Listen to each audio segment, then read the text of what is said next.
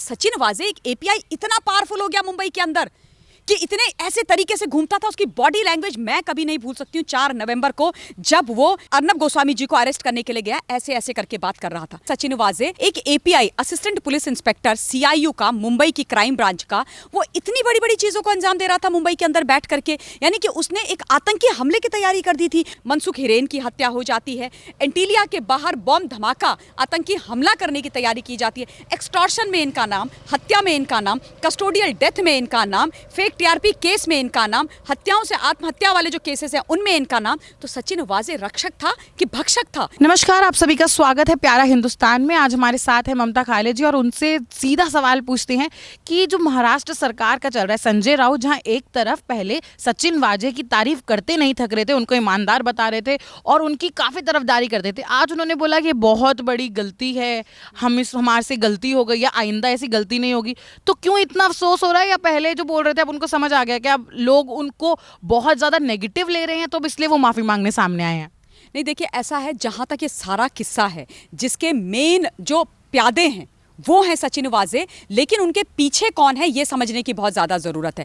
एक API assistant police inspector CIU का, मुंबई की क्राइम ब्रांच का, वो इतनी बड़ी बड़ी चीजों को अंजाम दे रहा था मुंबई के अंदर बैठ करके। यानी कि उसने एक आतंकी हमले की तैयारी कर दी थी। वो जाकर के एंटीलिया के बाहर चला गया, स्कॉर्पियो जिलेटिन भरी हुई स्टिक्स को लेकर के पार्क करके आ जाता है। तो क्या एक असिस्टेंट पुलिस इंस्पेक्टर इतना बड़ा आतंकी हमला हिंदुस्तान के अंदर, मुंबई के अंदर, एक इतने बड़े उद्योगपति के घर के बाहर कर सकता है क्या? बिना संरक्षण के, बिना अपने पॉलिटिकल आकाओं के, बिना किसी का अपने सर पर हाथ हुए? ये तो संभव है नहीं, ये तो हो नहीं सकता है। अब जो आपने संजय राउत की बात करी, देखिए संजय राउत जो है वो अपने बड़ बोलों के लिए, और जो बिगड़े हुए उनके बोल होते हैं उनके लिए बहुत अच्छी तरह से जाने जाते हैं, पूरे हिंदुस्तान के अंदर जाने जाते हैं। अब बात यह है कि जो उन्होंने पहली बात बोली थी कि सचिन वाजे एक बहुत ईमानदार कॉप हैं, सचिन वाजे एक बहुत अच्छे व्यक्ति हैं, सचिन वाजे का जो हिस्ट्री है, जो इतिहास है वो बहुत बढ़िया है, और सामना मुखपत्र में भी उन्होंने बड़ी बड़ी बातें सचिन वाजे के लिए लिखी थी। लेकिन अब वो उनको उल्टी पड़ रही है, इसलिए उल्टी पड़ रही है कि एक के बाद एक, एक के बाद एक, एक के बाद एक जो कलई हैं इस पूरे केस की, और खासतौर पर सचिन वाजे की, उसके जो इलीगल कृत्य हैं वो खुल करके देश के सामने आ गए हैं। आप खुद सोचिए, जिस प्रकार से एक एपीआई असिस्टेंट पुलिस इंस्पेक्टर के पत्नी के साथ करोड़ों रुपए के बिजनेस निकल करके आ रहे हैं, 6 बिजनेस हैं उनके, कहां से आए? क्या तनख्वाह होगी सचिन वाजे की? 35 से 40 हजार रुपए। 35 से 40 हजार रुपए रखने वाले, तनख्वाह रखने वाले व्यक्ति के पास 2.5 से 3 करोड़ की लग्जरी कार्स निकल करके आ रही हैं, और एक भी गाड़ी उनके नाम पे रजिस्टर्ड नहीं है। अब अगर गाड़ियों का रजिस्ट्रेशन उनके नाम पे नहीं है, लेकिन वो इन गाड़ियों का इस्तेमाल कर रहे हैं, उनका जो घर है ठाणे में, वहां से गाड़ियां रिकवर हुई हैं, बाकी तमाम जगह से गाड़ियां रिकवर हुई हैं, किसी की 70 लाख कीमत है, किसी की 90 लाख है, किसी की 1 करोड़ रुपए कीमत है। अभी भी और गाड़ियों की खोज एनआईए कर रही है। तो प्रश्न ये उठता है कि सचिन वाजे को इतनी महंगी कार्स कौन गिफ्ट कर रहा था? ये लग्जरी कार्स की जो फ्लीट है वो सचिन वाजे के पास कहां से आई? ऐसा क्या रुतबा और ऐसा क्या उसका डंडा वहां पर चलता था सचिन वाजे का कि लोग इतनी महंगी महंगी गाड़ियां सचिन वाजे को गिफ्ट कर रहे थे, और वो भी मुंबई के अंदर वो खुलेआम उन गाड़ियों को चला रहे थे। जितने भी इलीगल काम कर रहे थे, जितने भी आतंकी काम कर रहे थे, उनका अंजाम वो इन्हीं गाड़ियों में बैठ करके दे रहे थे। तो कैसे उनको गृह मंत्री ने नहीं रोका? कैसे वहां के मुख्यमंत्री जी ने उनको नहीं रोका? और कैसे मुंबई के जो एक्स सीपी परमवीर सिंह हैं उन्होंने उनसे प्रश्न नहीं किया? आफ्टर ऑल ये एपीआई सीआईयू का डायरेक्ट रिपोर्ट करता था किसको? परमवीर को, जो वहां के एक्स सीपी हुआ करते थे। तो क्या उनको दिखा नहीं कि इतनी महंगी महंगी गाड़ियों में उनका एक एपीआई आ रहा है? तो कहां से उसके पास ये पैसे आए? कौन उनको ये गाड़ियां गिफ्ट कर रहे हैं? क्यों मुख्यमंत्री जी, गृह मंत्री जी और सीपी ने नहीं पूछा?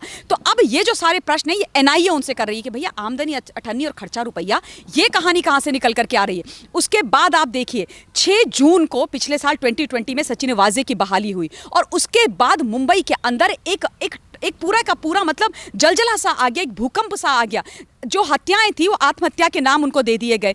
उसके बाद एक इतना बड़ा टीआरपी का स्कैम हुआ, जिस राष्ट्रवादी पत्रकार की कोई गलती नहीं थी उस पर फेक टीआरपी का केस लगाया गया, ग्लोरीफाइड प्रेस कॉन्फ्रेंस की गई। उसके बाद उनको बड़े आर्बिट्ररी और गलत इलीगल तरीके से उनके घर से उठाया गया। उठाने कौन जाता है? क्रिमिनल सचिन वाजे। और उसके बाद जो भी और चीजें हुई, उससे खतरनाक चीजें हुई। मनसुख हिरेन की हत्या हो जाती है, एंटीलिया के बाहर बॉम्ब धमाका, आतंकी हमला करने की तैयारी की जाती है, एक्सटॉर्शन में इनका नाम, हत्या में इनका नाम, कस्टोडियल डेथ में इनका नाम, फेक टीआरपी केस में इनका नाम, हत्याओं से आत्महत्या वाले जो केसेस हैं उनमें इनका नाम, तो सचिन वाजे रक्षक था कि भक्षक था? प्रश्न ये है। और जब ये प्रश्न इन लोगों से पूछे जा रहे हैं वहां की सरकार से, तो अब वो अपना पल्ला झाड़ रहे हैं, क्योंकि येन केन प्रकारेण सत्ता बचानी है, सरकार बचानी है, कुर्सी बचानी है, गद्दी बचानी है, जो गद्दी एक्चुअली उनके लिए बनी ही नहीं थी। जिस गद्दी का मैंडेट, जिस कुर्सी का मैंडेट सरकार को दिया ही नहीं था महाराष्ट्र की जनता ने, लेकिन बना दी तीन तिकड़ी की झोल झपाटे की सरकार। अब बचानी है, स्केप गोट कौन है? सचिन वाजे है। तो सचिन वाजे के सर पे ठीकरा फोड़ दो।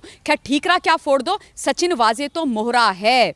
बड़ा प्रश्न यह है हिंदुस्तान के, सचिन वाजे के पीछे कौन है? ऐसे कौन से लोग हैं जिनके संरक्षण के तहत सचिन वाजे इतने खतरनाक क्रिमिनल केसेस और कार्य वहां पर कर रहा था? सबसे महत्वपूर्ण सवाल, टेररिस्ट एक्टिविटीज होती हैं, खुद ही ज्यादा आतंकवादियों के, जो बोल सकते हैं रक्षक बना भक्षक, जो आपने बिल्कुल सही बात की। अब वो रक्षक जो काम है वो भक्षक वाले काम कर रहा है, लेकिन उसके बाद भी उद्धव ठाकरे बोलते हैं कि वो लादेन तो नहीं है, जिसके काम खुद लादेन से ज्यादा खतरनाक हो रहे हैं, लादेन जैसे काम हो रहे हैं, टेररिस्ट जैसे काम है, उसके बाद भी उनको बचाने की कोशिश करी जा रही है। क्या डर है कि हाला कमान अब फंस सकते हैं? देखिए, फंसने की बात तो तभी हो जानी चाहिए थी जिस प्रकार से इनकी बहाली की गई। रातों रात 10 साढ़े 10 बजे मुंबई के CP, ex CP Paramvir Singh एक मीटिंग बुलाते हैं, उसके बाद निर्णय लिया जाता है, 1 घंटे के अंदर गैजेट नोटिफिकेशन जारी किया जाता है, वो नोटिफिकेशन सचिन वाजे के पास जाता है, सचिन वाजे अग्री करते हैं, और 6 तारीख की सुबह 4 बजे तक तो सचिन वाजे की बहाली भी हो जाती है। तो एक ऐसा कॉप जिस पर कस्टोडियल डेथ का इतना बड़ा केस था, जिसको हिंदुस्तान की हाई कोर्ट ने 16 साल के लिए सस्पेंड किया था, उसको आपने कैसे बहाल कर दिया? किस तरीके से बहाल कर दिया? प्रश्न तो वहीं पर उठने चाहिए थे। कोविड के नाम पे बहाल किया।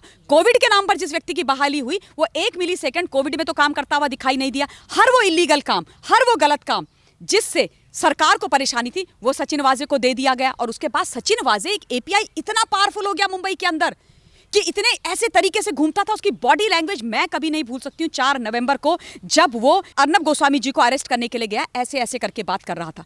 एक गलती के बिना एक पत्रकार को आप पकड़ने चले गए, आपके नाक के नीचे इतने बड़े बड़े गुंडागर्दी वहां पर हो रही है, अराजकता वहां पर हो रही है, नार्कोटिक्स का धंधा वहां पर हो रहा है। उनको तो आपने किसी को पकड़ा नहीं, आप पकड़ने चले गए राष्ट्रवादी पत्रकार को। क्यों? क्योंकि वो आपकी जो जितने भी गलत काम है, गोरख धंधे, उनको पुरजोर आवाज में अपने चैनल के माध्यम से हिंदुस्तान के सामने रख रहे थे, आपको एक्सपोज कर रहे थे, इसलिए आपको तकलीफ हो गई, आप उनको उठाने के लिए, आप उनको पकड़ने के लिए चले गए।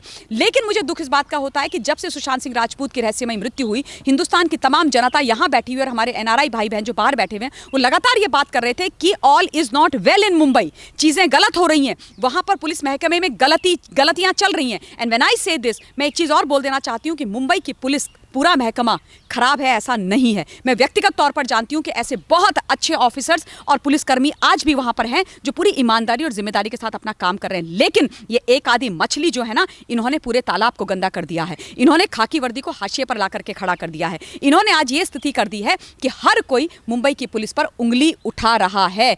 और उद्धव ठाकरे जी का जहां तक प्रश्न है, जो वो बचाने की कोशिश कर रहे हैं, तो करेंगे ना बचाने की कोशिश। आफ्टर ऑल सचिन वाजे 2004 में सस्पेंड हुआ, 2008 में उसने शिवसेना ज्वाइन करी। क्या था वो शिवसेना में? स्पोक्स पर्सन था, उनका प्रवक्ता था, उनका नेता था, बड़ा नेता था। उन्होंने उसकी बहाली करी।